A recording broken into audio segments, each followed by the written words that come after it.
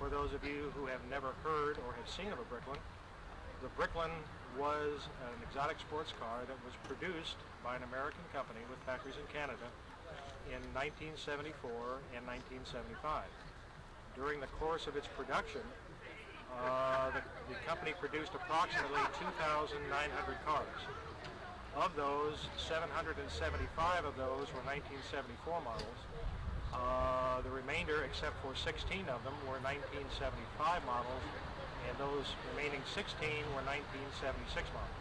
The company was placed into receivership by the Canadian government, who was the prime financial backer for the company, in late September of 1975. Bricklin International Owners Club was formed in late 75 to answer the need of Bricklin owners who needed a contact point for the service and the maintenance on these vehicles, since there was no longer a dealer organization or service organization in existence. Our club has been in existence now since 1975. We have members throughout the United States, Canada, and Europe, and of the 2,900 cars which Bricklin produced, our club can probably account for approximately maybe 1,000 to 1,100 of those cars. The car itself was produced by Malcolm Bricklin, and if that name sounds familiar, over the years he's been involved since this in various entrepreneurial activities, among those being the importation of what was the Fiat X19 and the 2000 Spider, and recently his latest venture was in the importation of the Yugo, which is kind of on its decline now. But this car was built out of a dream that he had, and was designed basically as a safety vehicle and a very economical sports car. When I say safety vehicle, the car itself is designed with impact bumpers in both front and rear, which at the time the car was produced exceeded the federal standards for impact speed. The car is built on a very heavy box steel frame. The passenger compartment is surrounded in a roll cage, and the passengers actually sit down inside the frame so that any collisions from front or rear or from the side, the danger of injury is greatly reduced.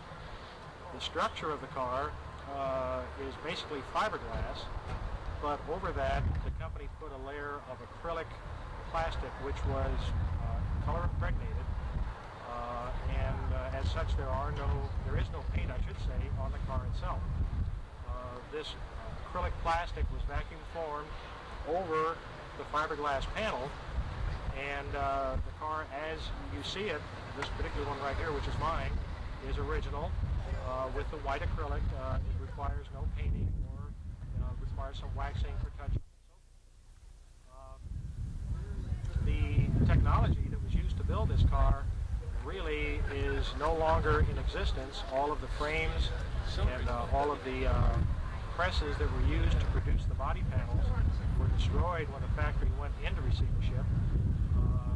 Spare parts are still available from suppliers. In fact, George Byers, who owns several auto dealerships down in Columbus, Ohio, was part of a liquidation company that bought out the remnants of the Bricklin factory when it went into receivership. So up until a year or so ago, when a lot of those parts were removed, the main source of parts for the car was in Columbus, Ohio.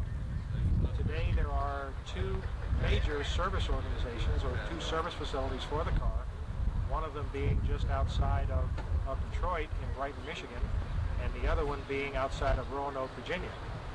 There are replacement panels available for the car. Parts and service is available for the car.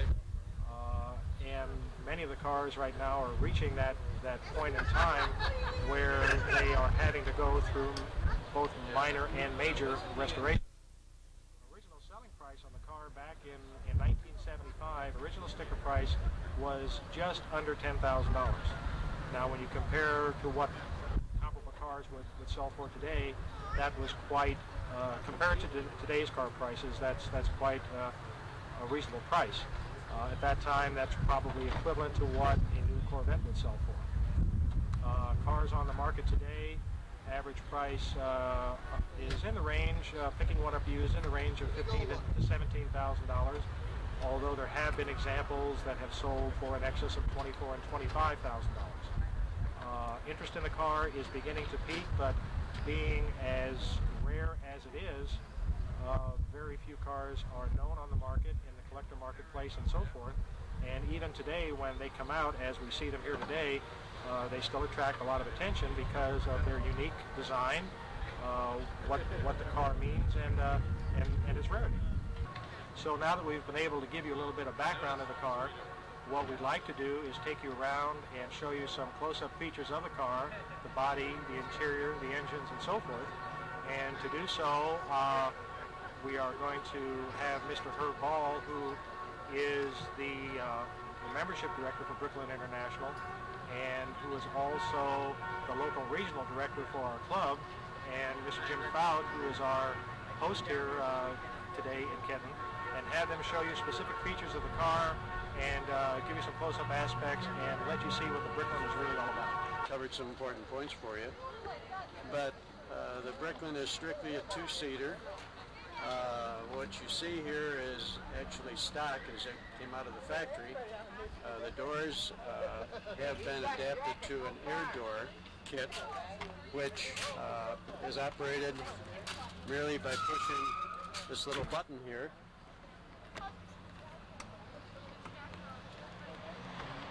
What do I unlock it for you?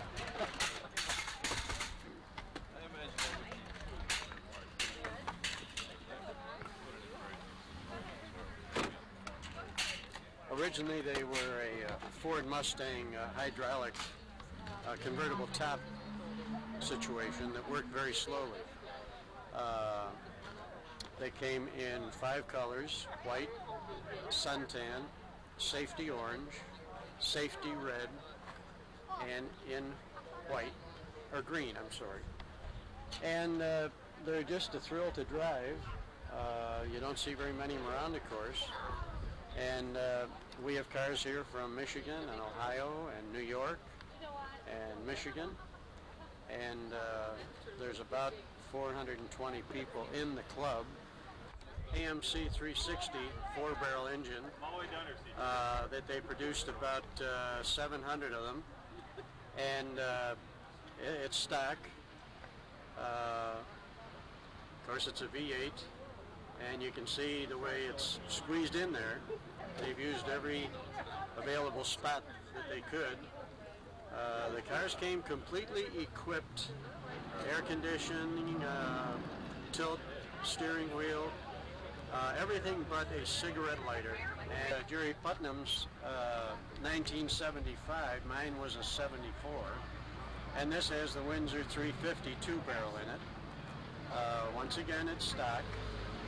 And we tend to try to keep them looking brand new, because we have things like our hog roast today, and we try to judge them and pick out the good, better, or best ones. We feel that the car, when you look at them, they're 15 years old at least, and certainly it speaks well of the principle, the idea behind the car. As far as safety is concerned, after all, it is titled an SV1, which means Safety Vehicle 1, and the bumpers are hydraulically loaded, so they take an impact of about 25 miles an hour. There is a rollover cage in this part of the body, both front and rear, that's made out of 1/8 inch steel plates, about an inch thick. When you sit down in the car, you're actually sitting in the frame, which is a 3 by 5 inch channel steel. The gas tank is embedded or framed in that chassis. The doors weigh about 80-some pounds because they have a steel waffle in the lower part of the door to protect from a side collision. So all in all, it is a very safe automobile. To the best of our knowledge, nobody has ever been killed in a Bricklin automobile. All right, I'm going to touch on some of the high points of the interior and exterior of the cars. This type of dash is the original factory equipment. So's the steering wheel, and if you'll note the radio just above the console, that's the way they were made at the factory. This particular car is what they call safety orange. The acrylic finish on it is what they depicted for their orange. The one next to it here is safety suntan. When we get around to the other side of the car, I'll show you what we have remanufactured and what we can do with the dashes and the radios for that. This car is safety suntan. This particular one has a African zebra wood dash inlay put over it, and you can notice shows no radio in the dash. What has been done is a cockpit stereo has been added, and it is embedded in the headliner up on the roof of the car in the interior. That other little thing happens to be my radar detector, because I usually end up driving too fast in a car like this. This particular car is safety suntan and happens to be number 2856. The last car made was 2857, so I like to call this one the next to the last one made, but second to none. It's good for a few arguments. Everybody has their own way of personalizing their car. This one has some pinstriping on it, but it is a fine, splendid example. This one's called Seagull by the license plate. Belongs to Herb Ball. It's a fine example of an all-white acrylic car. The other two colors that you haven't seen yet are the safety red and the safety green, and we do have a red one we can show you next. The safety red that most people would probably call orange. I have a problem with it, but that is what they had for their safety red. And the only car we don't have here is the safety green. If you ever had a pack of M&Ms, dump out the green one, and that's the same color. Just take this car and paint it M&M green, and you'll have a green Bricklin. 75, I'm the original owner of it, and I was looking for something that was different, and I was kind of didn't like the Corvettes because it seemed like everybody had a Corvette, so I wanted something a little unusual, and I seen one of these I had to have. Of course, the doors and that, sold me. The fiberglass, the acrylic plastic, all the unique things in it, but one of the main things is because it's got a Ford drivetrain. So I knew if anything ever goes wrong with the car, ever go out of business, I could always get this equipment. So in fact, after I bought it, I said, I hope they go out of business, because I knew it would make it rare. But anyways, I've had it, and I've got 32,000 miles on it. Mechanically, don't have any trouble with it. Just a pleasure. This is a 74 4-speed Bricklin, car number 759, and all the first 800 cars were built with AMC engines, of which approximately 200 of them had 4-speed transmissions. The 4-speed transmission is fairly unique in that they had a hard time building them. So you don't see many, and they're very popular by the Bricklin owners, and a lot of them want the 4-speed car. I'm pleased that I've got one. I've owned it since new, and I'll probably never sell the car.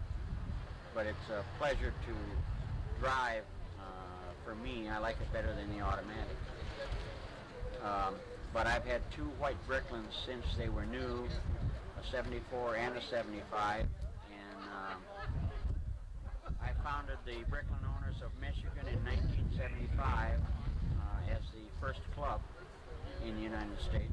And that club's still going on. We still have about 30 or 40 members up in Michigan. And we became a chapter of the National Club in 1980. And it's been a very popular group of events to go to. We all enjoy a common interest, of course, in the preservation of the car.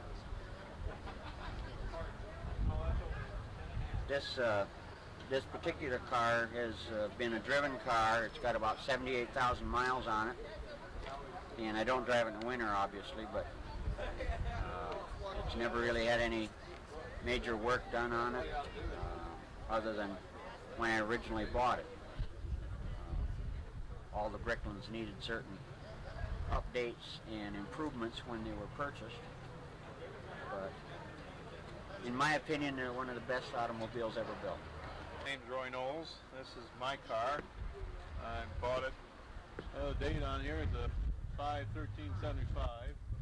I got that same month, end of the month, so I've had it ever since it was made. It's been a good car to me. Let's see, well, I put seat covers on protected. The seats were tearing, getting dirty. Belonged to the club ever since I've had the car. It's been real. There ain't no cracks in it, like you don't have any stress cracks or anything in it, like a lot of them have for some reason. Maybe because it's only got 17,000 miles on it. That might be the good reason.